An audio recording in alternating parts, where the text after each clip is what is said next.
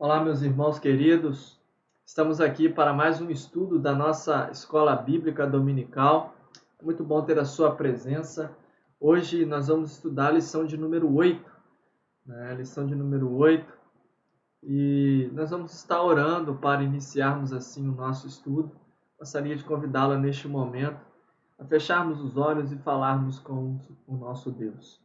Querido Deus, amado Pai, muito obrigado, Deus, por este momento onde separamos para o estudo da Tua Palavra, Deus.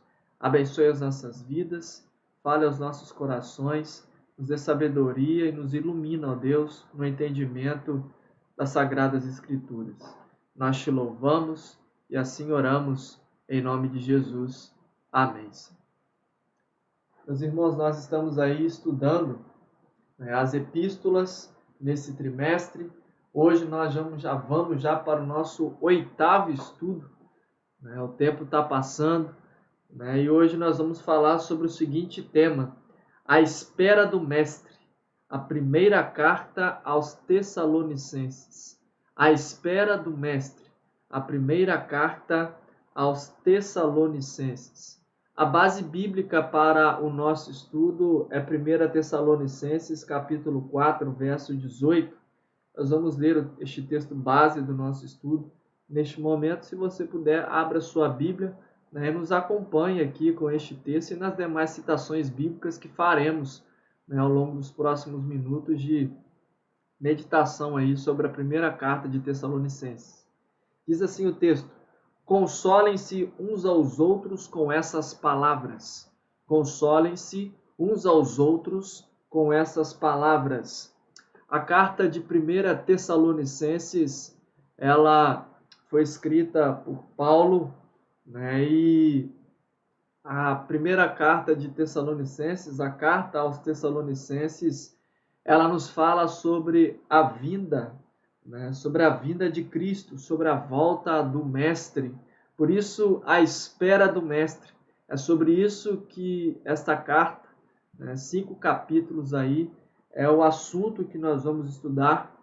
Nós sabemos que a igreja de Tessalônica, ela foi fundada possivelmente na segunda viagem missionária de Paulo, e Tessalônica era uma importante cidade dentro do seu contexto, uma cidade que era a capital da Macedônia, e Tessalônica era uma cidade estratégica, centro comercial, portuário, e ela era estratégica para a obra do Senhor, dado o seu tamanho, conforme já disse em outros momentos e falando de outras cidades. Paulo ele foi estrategista nesse sentido, de plantação de igrejas, sempre em lugares onde tinha bastante fluxo de pessoas, que poderia facilitar o avanço do evangelho, dado o pouco tempo que ele tinha. Então, Tessalônica, essa igreja é fundada aí em Tessalônica, e essas cartas elas foram escritas quando Paulo esteve lá e voltou, estava em Corinto, foi quando as 2 cartas de Tessalônica foram escritas. E cada capítulo dessa carta se encerra com um ensinamento a respeito da volta de Cristo.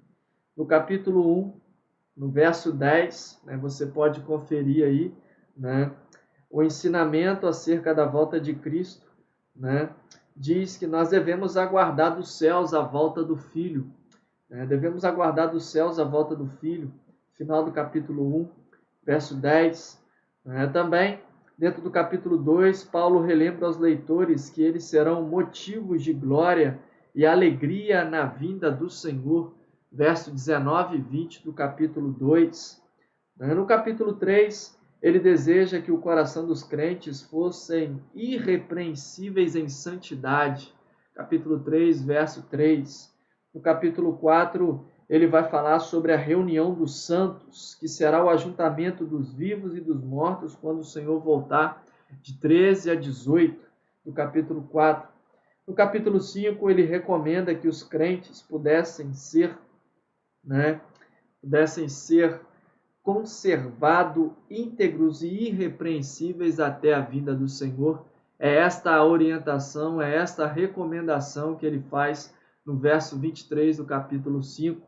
Enfim, né, cada capítulo se encerra com um ensinamento a respeito da volta de Jesus, e nós aqui citamos aqui, né, para a nossa reflexão, falando sobre a carta, né, dos Tessalonicenses. É importante falar aqui, conforme o nosso estudo aborda, sobre a liderança na igreja.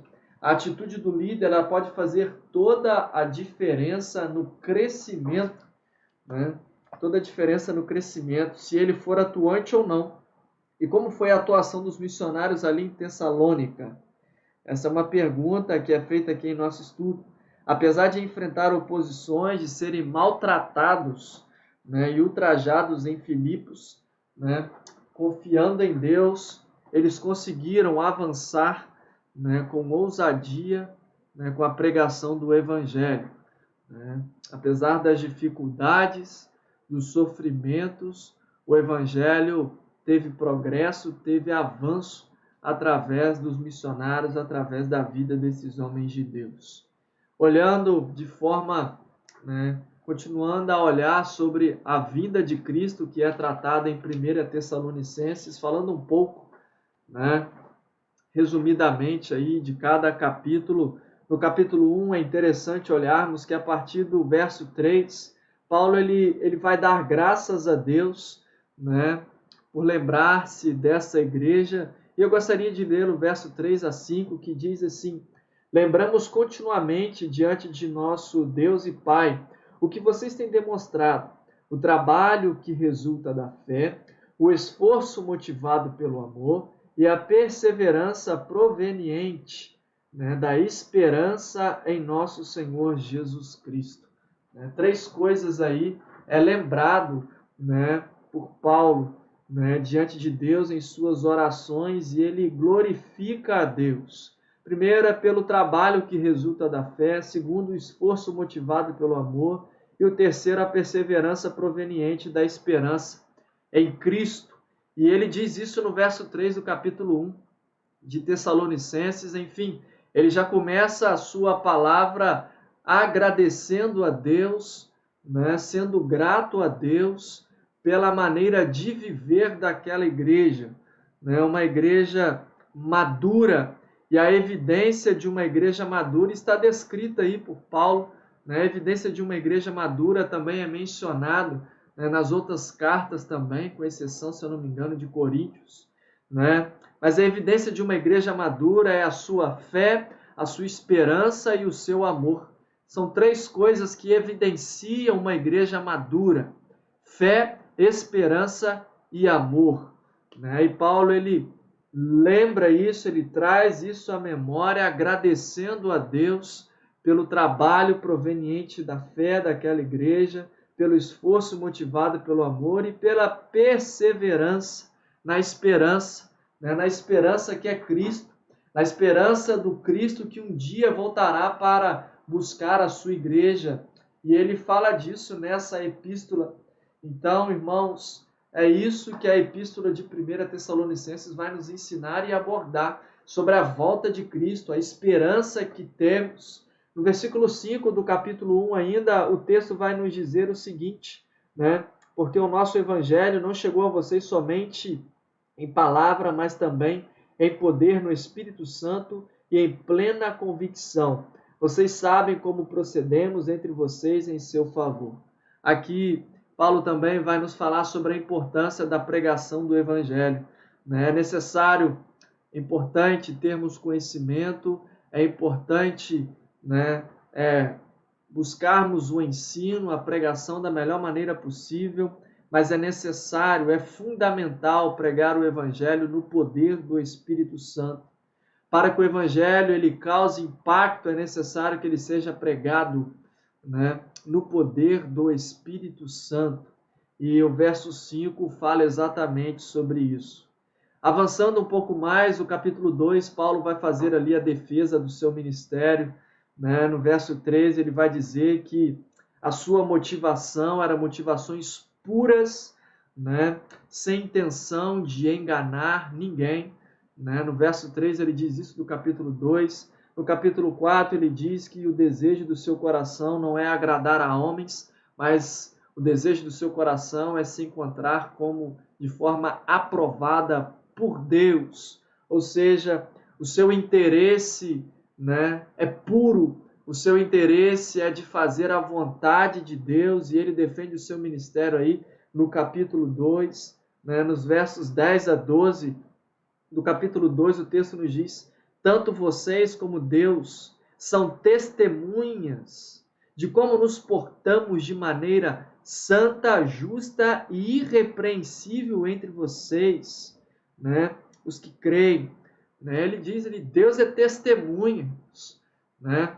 Ele tinha convicção da verdade, né, daquilo que ele estava dizendo, da pureza ao pregar o evangelho, né, de que ele estava vivendo de forma pura, honesta e consagrada a Deus, a ponto dele dizer: Deus é minha testemunha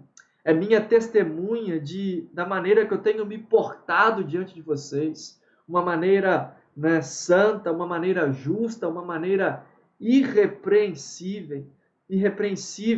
O verso 11 ele diz: pois vocês sabem que tratamos cada um, né, como um pai trata seus filhos, exortando, consolando e dando testemunho para que vocês vivam de maneira digna de Deus, que o chamou para o reino, né, para o seu reino e glória.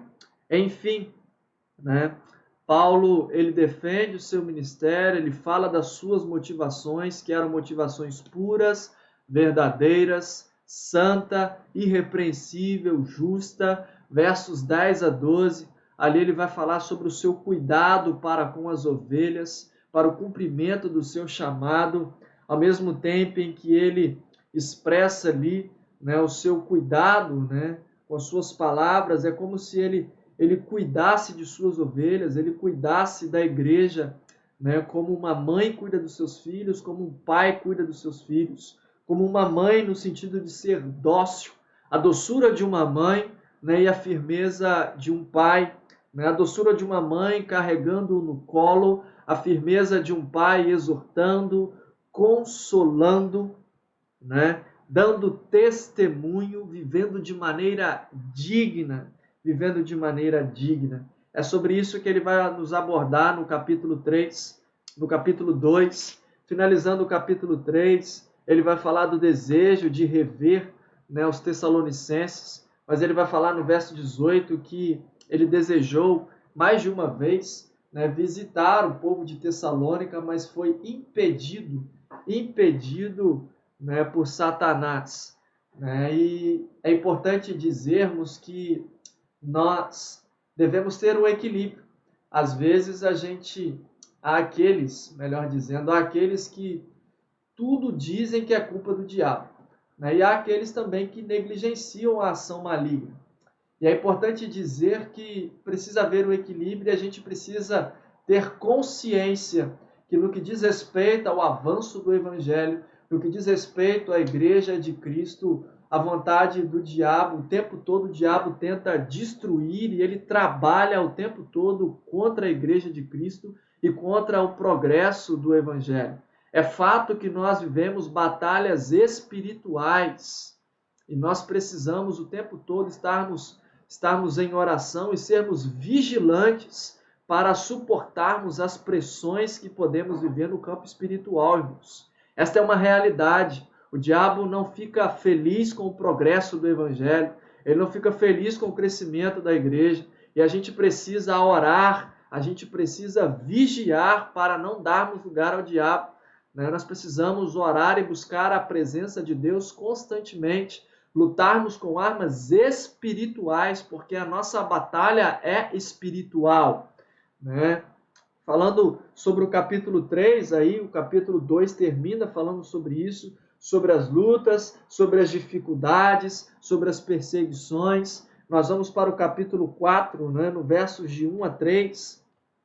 Versos de 1 a 3 do capítulo 4 diz assim: quanto ao mais, irmãos, já os instruímos acerca de como viver a fim de agradar a Deus. E de fato, assim como vocês estão procedendo, agora pedimos e exortamos a vocês no Senhor Jesus que cresçam nisso cada vez mais. Verso 2: Pois conhecem os mandamentos que demos a vocês pela autoridade do Senhor Jesus. Verso 3 diz: A vontade de Deus é que vocês sejam santificados. A vontade de Deus é que vocês sejam santificados. E aí o texto diz: abstenham-se da imoralidade sexual. Ou seja, abstenham-se da imoralidade sexual, o que seria, no grego, porneia. Porneia é qualquer tipo de impureza sexual, É aquilo que é pecado, é aquilo que desagrada a Deus, Tem esse sentido. E ele vai dizer, sobre a vontade de Deus. A vontade de Deus é que vocês sejam santificados. A vontade de Deus para a igreja de Tessalônica era que ela buscasse viver em santificação. E é bem provável que alguns daquela igreja, por algum momento de descuido, estava se dando a essas práticas. E aí vai a recomendação. A vontade de Deus é a vossa santificação. A vontade de Deus para nós hoje continua sendo santificação, que possamos nos abster da imoralidade sexual, ou seja, da impureza sexual. Está falando aqui do pecado do campo relacionado aos pecados de natureza e cunho sexual, que seria fornicação, sexo fora do casamento, que seria prostituição, que seria adultério, pecados de natureza sexual, aqui que o texto está falando. E o autor aqui ele vai ter este cuidado de orientar, de exortar a igreja quanto ao desejo de Deus é que eles pudessem viver em santidade. Santidade. Verso 4 diz: cada um saiba controlar o seu próprio corpo de maneira santa e honrosa, não dominado pela paixão de desejos desenfreados, como os pagãos que desconhecem a Deus. Ou seja, os pagãos que desconheciam a Deus viviam dessa forma, mas ele diz: nós somos diferentes, nós devemos ter um comportamento diferente. E ele diz, neste assunto, ninguém prejudique seu irmão, nem dele se aproveite. O Senhor castigará todas essas práticas, como já dissemos e asseguramos. Ou seja, ele está dizendo aqui sobre o juízo de Deus sobre esses pecados. O pecado acarreta o juízo de Deus. Verso 7, porque Deus não nos chamou para a impureza, mas para a santificação. No verso 4 ele diz, que os pagãos que tinham esse tipo de comportamento, comportamento impuro, de fazerem coisas que desagradam a Deus. Agora ele vai dizer aqui, olha, Deus não nos chamou para a impureza, Deus nos chamou para a santidade, Deus nos chamou para a santificação. E aí é o cuidado que aquela igreja, ou que alguns ali que estavam sobre este risco deveriam ter, o cuidado de se preservar, de se cuidar espiritualmente. De igual forma, isso se aplica a nós. O cuidado que nós devemos ter com a nossa vida espiritual, de sermos cheios do Espírito Santo de Deus, de orarmos, de vigiarmos, de buscarmos a presença de Deus para não sermos motivos de vergonha para o Evangelho. Paulo também, aí ele nos fala sobre a santidade, ele nos fala sobre um outro aspecto, os mortos em Cristo, a partir do verso 13, ele vai falar aí sobre a questão dos mortos em Cristo, ele vai dizer, acerca dos mortos, diz assim o verso 13, irmãos, não queremos que vocês sejam ignorantes quanto aos que dormem, para que não se entristeçam com os outros que não têm esperança. Ou seja, a nossa esperança está em Cristo. A nossa esperança está no fato de saber que Cristo, que Jesus Cristo, nosso Senhor, um dia voltará para buscar a sua igreja, voltará para buscar o seu povo. Para o ímpio isso é motivo de dor, de pavor, mas para nós, os salvos, a volta de Cristo é motivo de júbilo, de alegria, porque um dia ele voltará para nos buscar. Ele diz, no que diz respeito a essas coisas, no que diz respeito, né, aos que dormem aqui, uma palavra no sentido de metáfora, que quer dizer os que já morreram, né, não quero que vocês sejam ignorantes, né, acerca disso. Né? O fato é que a morte nos acompanha desde o primeiro dia de vida. E nós precisamos ter um entendimento acerca da volta de Cristo, que aqueles que morrem, aqueles que dormem em Cristo, né, vão para a eternidade, estão salvos, né? Estão salvos, é isso que cremos. Né? Os que creem em Jesus, nosso estudo diz, mas os que creem que Jesus morreu e ressuscitou, creem também que os que dormem voltarão com Cristo. Né? Quer vivamos, quer morramos, estamos com Cristo. Né? Nos fala sobre a morte, né? Também o texto nos fala sobre a volta de Cristo, né? Sobre a volta de Cristo. Verso 18, né? Nos diz,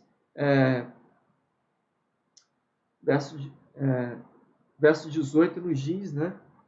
Consolem uns aos outros com essas palavras. Do verso 13 ao verso 18, ele está falando aí sobre a vinda de Cristo, né? Sobre a volta de Cristo. Se cremos que Jesus morreu e ressuscitou, cremos também que Deus trará mediante Jesus e com ele aqueles que nele dormiram. Dizemos a vocês, pela palavra do Senhor, que nós, os que estivermos vivos, os que ficarmos até a vinda do Senhor, certamente não precederemos os que dormem. Pois, dada a ordem, com a voz do arcanjo, o ressoar da trombeta de Deus, o próprio Senhor descerá dos céus e os mortos em Cristo ressuscitarão primeiro. Depois nós, os que estivermos vivos, seremos arrebatados com eles nas nuvens para o encontro com o Senhor nos ares. E assim estaremos com o Senhor para sempre. Consolem uns aos outros com essas palavras. Cristo voltará, né, nos céus para buscar a sua igreja, né, e o juízo final ele não é condenatório. Né, é importante que a gente tenha consciência que morreu, né, o salvo vai para o céu e quem morre sem salvação vai para o inferno. É isso que a Bíblia diz. E o juízo final ele não é condenatório, mas ele é sentencial. Será quando Cristo voltar e nós vamos para junto do Senhor. Os salvos receberão seus galardões ou não, estarão no céu, receberão seus galardões por aquilo que fizeram. E aqueles que não entregaram suas vidas a Cristo serão também receberão aí, a sua sentença. Mas é fato que a decisão por Cristo é feita nesta vida, e que o juízo final, ele tem o objetivo não de trazer condenação, de dizer quem vai para o céu ou inferno, mas que tem como objetivo, trazer sentença no sentido dos galardões, para aqueles que são salvos no Senhor. É um assunto que exige mais tempo para conversarmos e abordarmos, mas é um assunto interessante a ser estudado. Vemos que o grande objetivo do apóstolo em apresentar este tema foi para consolar os aflitos e confusos pela morte dos seus queridos. Mas ele continua no capítulo 5, instruindo a igreja sobre o arrebatamento dos salvos.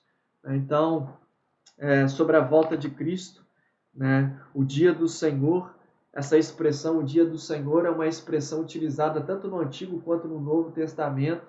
Ela se refere ao juízo de Deus, e é importante que a gente se encontre preparado para a volta de Jesus.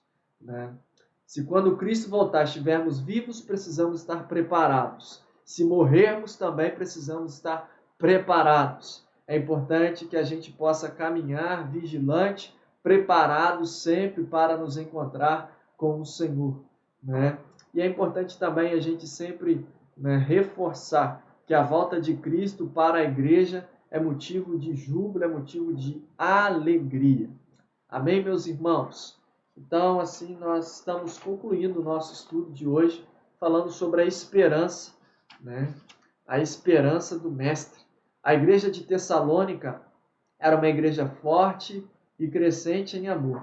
No entanto, apesar de ter sido evangelizada por missionários que lideraram com dignidade e amor, ensinando as doutrinas da fé, ocorreram erros de interpretação quanto aos mortos e à vinda de Cristo.